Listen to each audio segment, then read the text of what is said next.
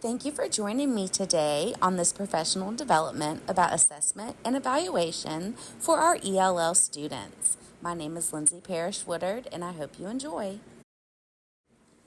Let's take a look at our agenda.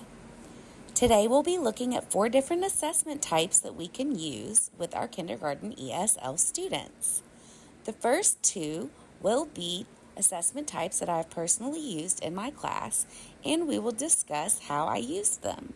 Those are observation by instructor and nonverbal assessments.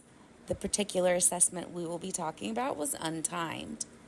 Then we will look at together 2 different types of assessments, and we will discuss how we can best use these with our ELL students. By the time you're finished with this short professional development, you'll be able to answer all 4 of these questions. How can I use this assessment in my classroom? How can I train my students to be successful before they're graded? What pitfalls or misconceptions might I anticipate? And how will this assessment be beneficial and make my students more successful? Teachers observe their students all day long. How can we use this time to assess our teaching and how our students are progressing? Watch this short video and I will show you how this quick student-led activity can help you assess your students on just about any foundational skill. I'd like to note before the video begins that the students are using the PowerPoint slide to guide this activity. They have chosen a letter from the screen, written it on their whiteboard, and will have to ask and answer questions about the letter. Isabel, what letter did you write? L. What sound does it make? What's a word that starts with the letter L? Lemon. Very good. Choose someone who's tracking you. Maria. We're looking at Maria. Maria, what letter did you write? G. What sound does it make? G. G. What's a word that starts with the letter G? Guitar. Good job. We're tracking.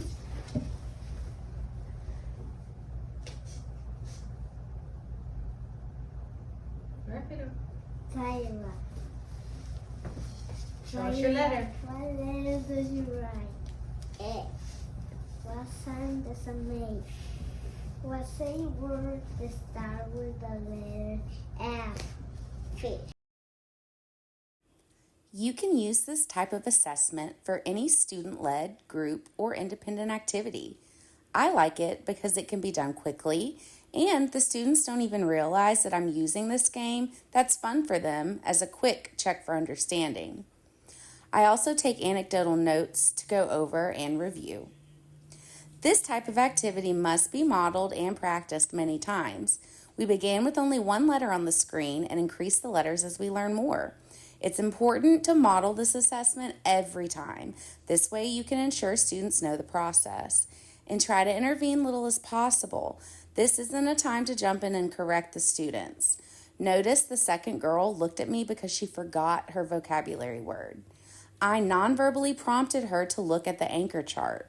I made a mental note that she needed more practice with G vocabulary, and we kept it moving. In kindergarten, skills are graded by a mastery or non-mastery, and they have the entire 9 weeks to practice this skill before they are formally assessed. If a student's unable to produce the questions, model them again. If a student's unable to produce the letter name, sound, or vocabulary word, the person who's asking the questions or another student can help them by orally giving them the answer or pointing to an anchor chart. This assessment is great for ELs because it incorporates all 4 language domains and it increases their confidence because it's a low-stakes activity and they get to help their friends learn. Nonverbal assessments give the students an opportunity to show what they know without speaking. In this example, students are being assessed on writing CVC words. The students look at a picture on the PowerPoint slide. They listen to me say the word and use it in a sentence. I read the sentence 3 times, but do not give a time limit. Students who finish early know that they can identify vowels or things that they notice. For example, in the picture shown, some have circled A-N because it is a special letter combination that changes the sound of short A.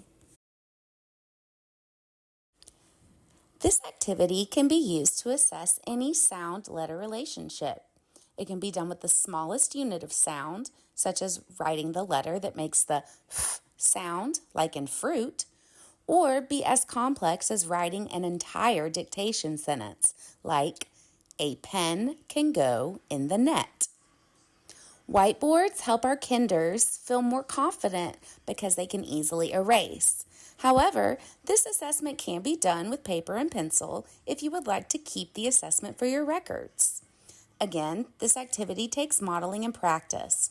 Start small and increase in quantity and rigor as students become more comfortable. Since we do these activities in my classroom multiple times a week, I have the autonomy over whether or not I grade that particular assessment or keep it informal. With misconceptions, if a student might look at their neighbor, I don't shame them. However, I do make a note of it. They want to please me, and copying letters and words down is still a skill that 5-year-olds need to master. It takes time for the students to learn how to take a test. Once again, these expectations and processes must be modeled and practiced frequently. This assessment helps EL students make connections between phonemes and their graphemes, which is essential when building a strong foundation of the English language.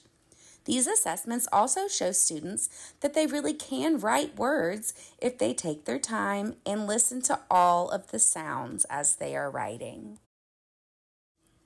Now that you have heard about 2 practices that I use in my classroom, let's work together and look at 2 more types of assessments to see how we can use them with our EL students. Illustrate and Label is an assessment tool that focuses on vocabulary and comprehension. This strategy helps students show what they know through drawing and then labeling what they drew. Take some time to work with your group to determine how we could use this assessment tool with our EL students. Take 15 minutes to brainstorm answers to our 4 key questions. Then we'll come back and collaborate. All right, now that we've come back together, let's go over what we came up with. How can I use this in my classroom? You all said that you can use it for reading comprehension, foundational skills, vocabulary lessons, social emotional learning, storytelling, listening comprehension, and for newcomers in English language development. How can we train our students to be successful with the Illustrate and Label assessment before they're graded? And you guys said that we could use sentence frames, a picture rubric for them to follow, obviously modeling and practicing. There's anchor charts. We could use a digital timer and word walls. Yes, all of these things can help our students do this activity.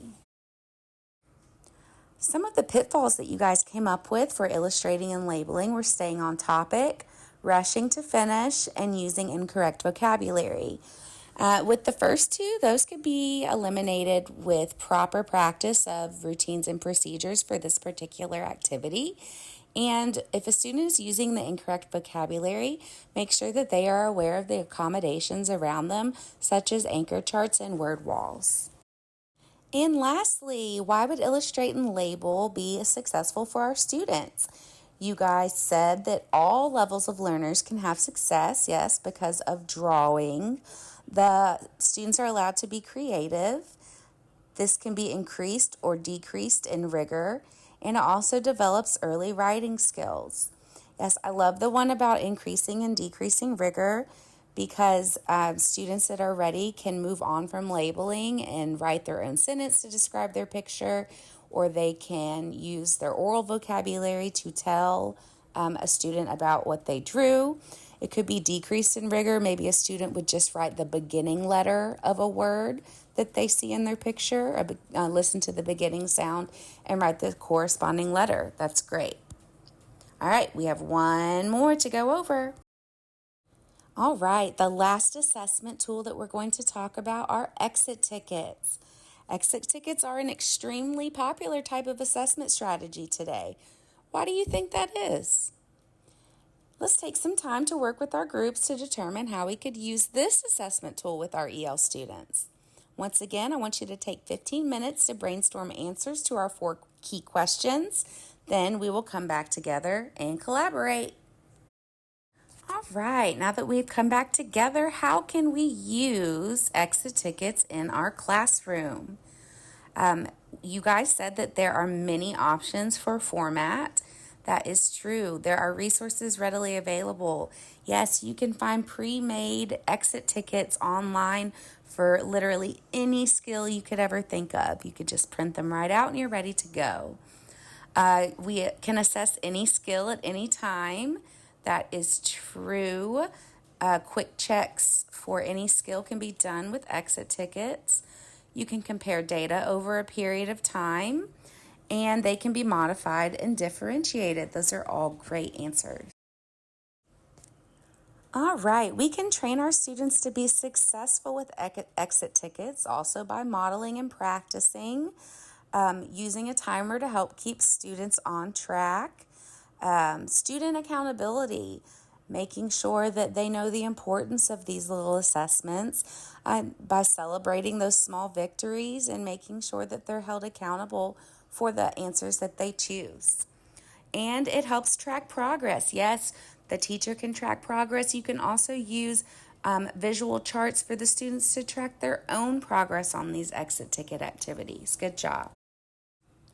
All right, what pitfalls might we anticipate with exit tickets?